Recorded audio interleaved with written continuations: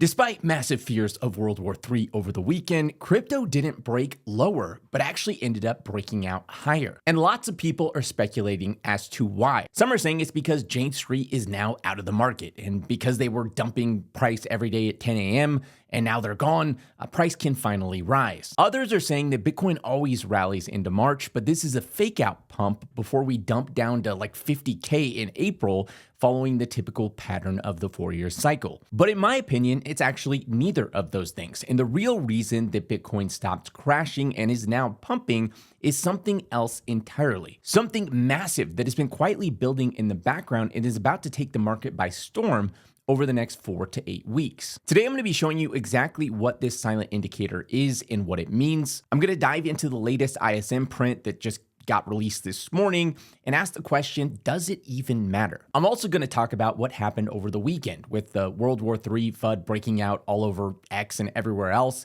and Bitcoin's price holding up steady, which I actually think is a pretty huge signal. And finally, I built a blended forecast just for fun that I've spent way too much time on that basically outlines what Bitcoin's price should do based on the policies coming into place this year, or that in some cases went into place last year, and based on the overall macro picture and how that bleeds into liquidity.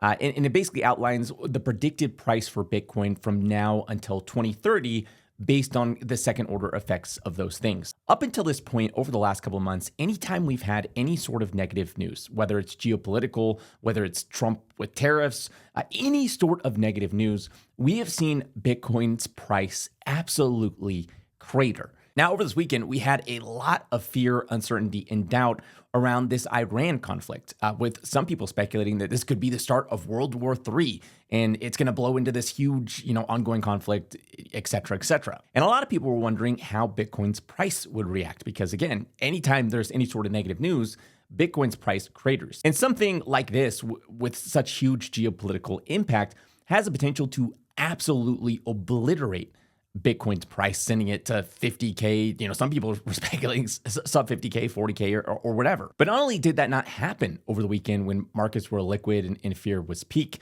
but instead, Bitcoin's price actually went higher. And you can see right here, this is from the Kabasi letter. It says, breaking, Bitcoin officially turns positive on the day, rising above 66,000. So Bitcoin is now trading $1,000 higher than where it was when the US and Israeli strikes launched on Iran last night. And in fact, since that post, it's gotten even better to where now Bitcoin is trading at $69,000. It's actually gone up even higher opening on today, Monday. And this post says, US and Israel went full war mode against Iran when nobody expected it. Bitcoin drops just 3% on an illiquid weekend. No panic, no cascade, no collapse, well above 60K support.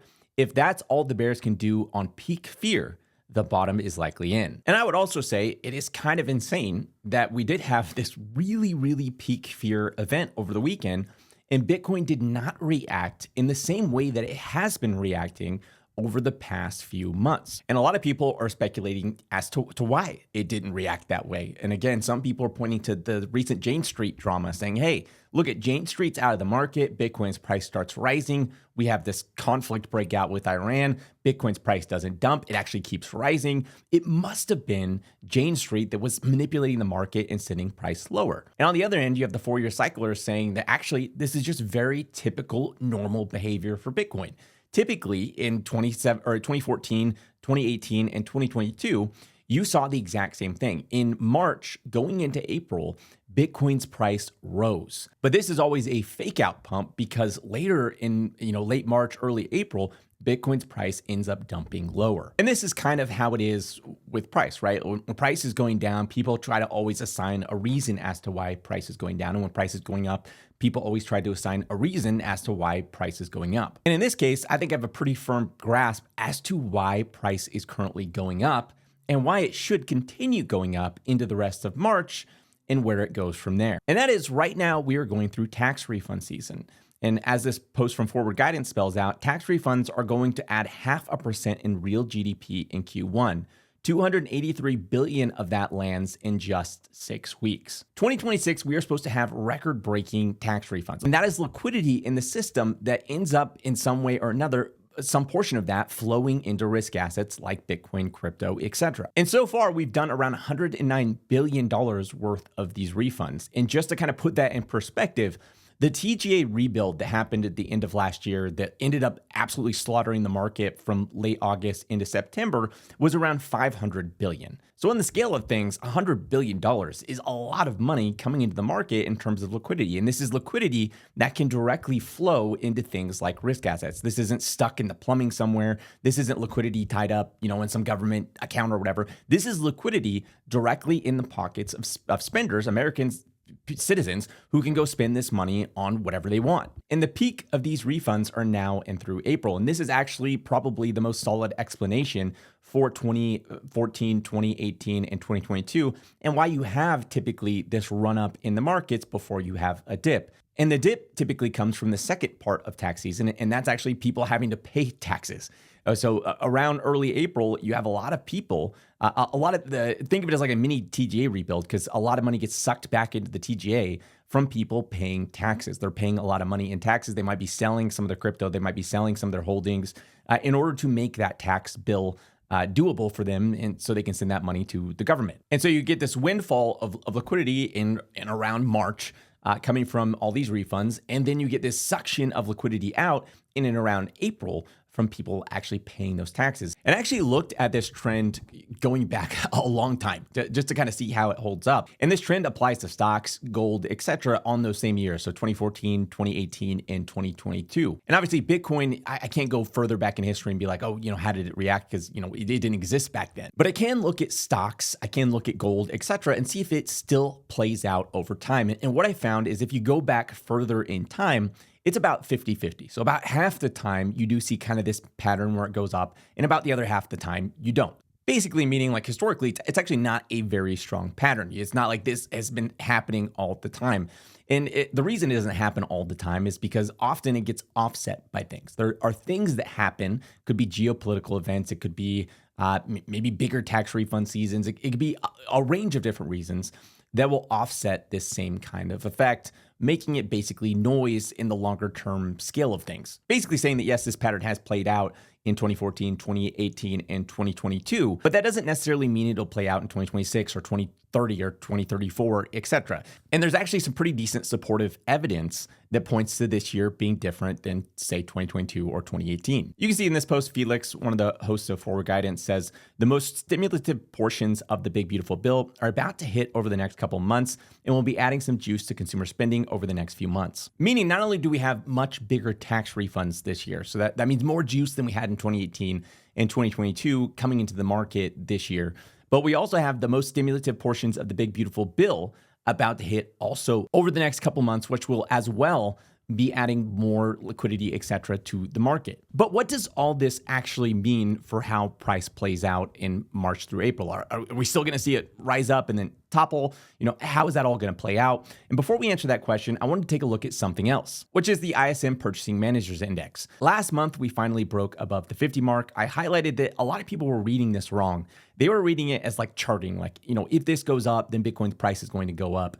That's not actually how it works. The way that it works is if this, all this is a survey of manufacturers, and it doesn't really matter unless it's behind it is real economic activity, the economy heating up, and you're getting froth in the economy where people are feeling wealthy. That's when they move out on the risk curve. And so all you're looking for here is a sustained upward movement. You want to see this continue higher and higher and higher. And all that shows you is it's very likely we're heading into economic expansion territory, which is extremely bullish for the price of Bitcoin. Now, this month, a lot of people were predicting that it was going to blow, last month out of the water, that we're going to see the ISM go to 56 or 55 or something crazy. But what actually ended up happening was the ISM came in slightly lower than it did last month. So last month it was, 152.6. This month it was 152.4. Not a major difference, not huge in terms of not higher, but also still well above the 50 mark, which shows that there is somewhat of a trend here, which is a good thing. Now, in the grand scheme of things, I actually think this month's reading doesn't really matter. And the reason I don't think that this month's reading matters is because what we really want to see is a trend higher. This month is positive, and it does show us that this is more than just a fluke, move above the 50 mark, and that there's something real behind this.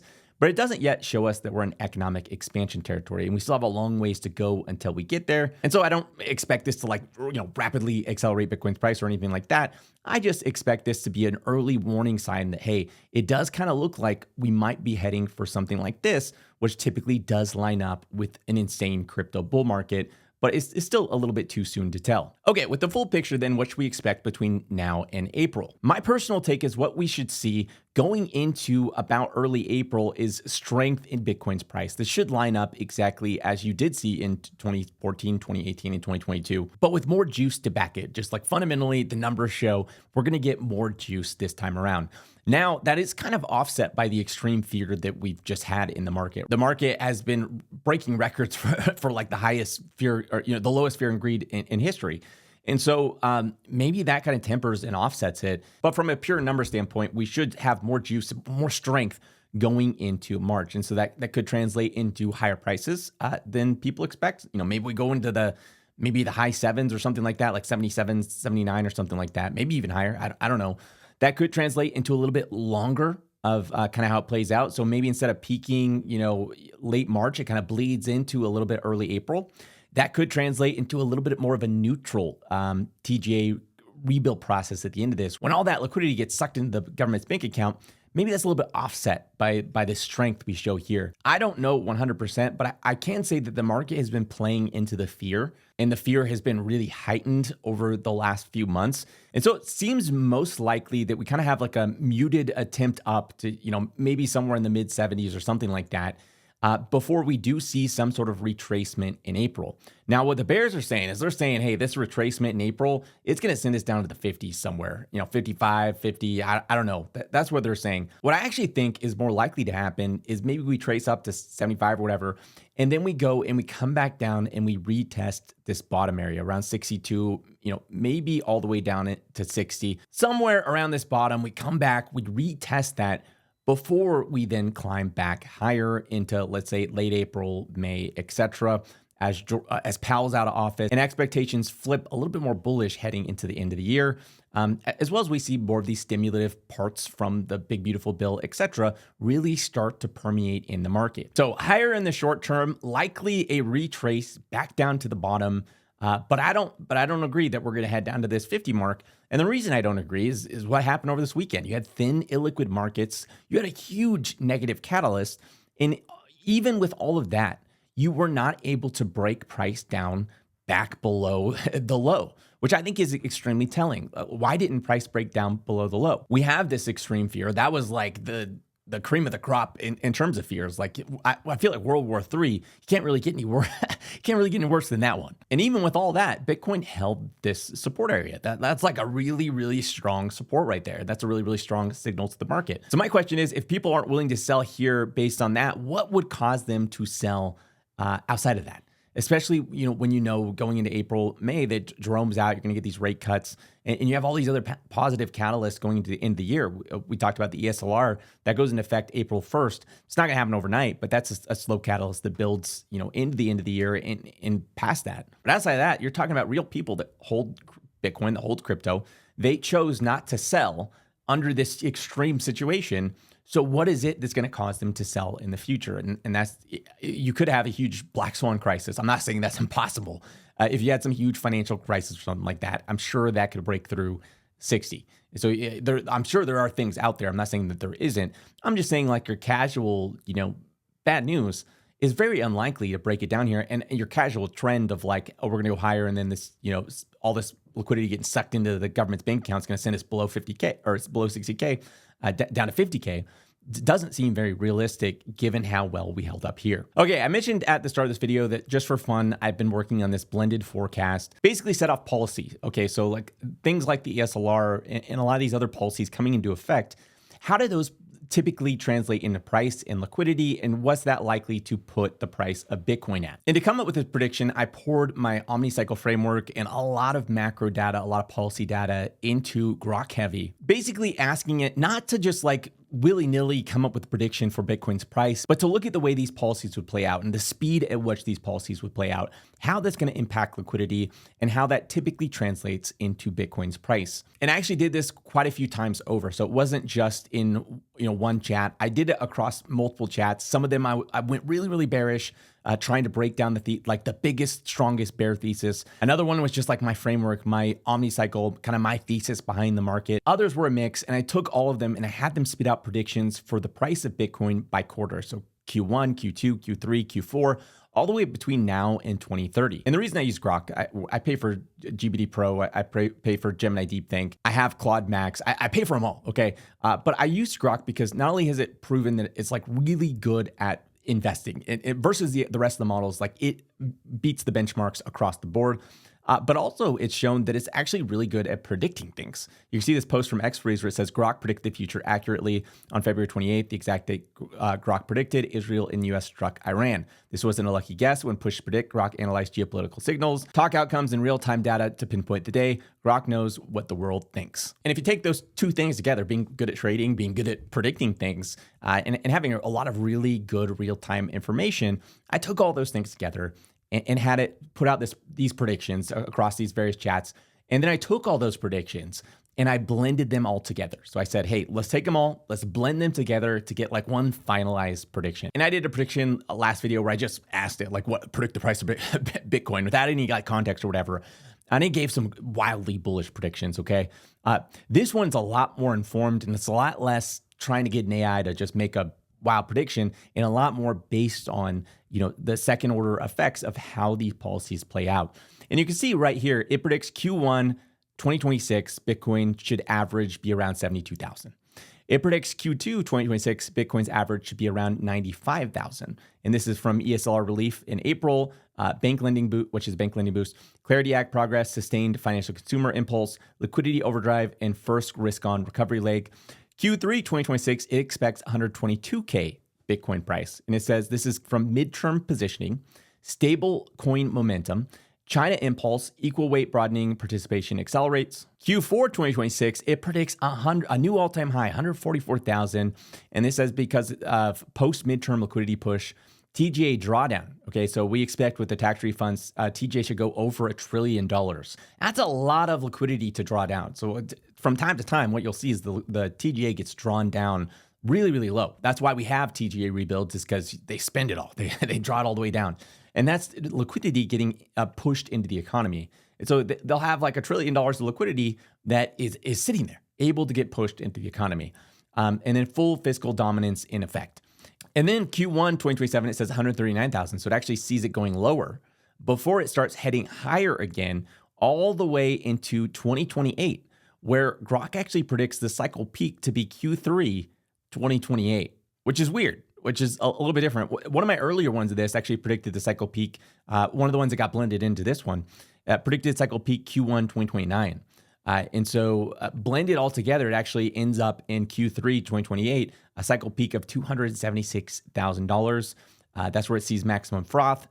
Election plus policy plus AI tailwinds converge here. And this is what sends it higher. And then from there, it actually sees it going lower, 242, 228, 191, 193, 196, and kind of bouncing around there and then going back into the 200s into 2030 and 2031. Obviously, this is a really interesting prediction. Don't give it too much weight. This is just something I did for fun. I do stuff like this all the time, and it's just interesting. It's interesting to see kind of where things would go. And as I pointed out, I did an OC post with my original one of these, which actually had the peak at Q1 2029. And what I pointed out there was just how different this prediction is. If you look at this prediction, it doesn't line up with what people that follow the 4-year cycle believe. It doesn't line up with what the bulls who don't follow the 4-year cycle believe. It doesn't really line up with what anyone believes. This is just this is like a freak prediction, okay? Grok's over here kind of just doing its own thing with a pretty wild prediction. And that's kind of where policy expectations kind of center it, which is Q3 2028, 276,000. That's the cycle peak. So take it or leave it. And if you're curious about seeing my entire portfolio, or you want to see every time I buy and sell various tokens, as well as different weekly video market updates, currently the Obsidian Council is closed to new members, but you can sign up for the waitlist in the description of this video. As always, none of this is investment advice. None of this is me telling you to do anything with your money. I'm obviously not your financial advisor, and you should always do your own research. If this video is helpful, make sure to hit that like button. And if you want to see more videos like this, make sure to hit that subscribe button and the little bell next to it to be notified each time I release a new video. Thanks for watching, and I'll see you next week.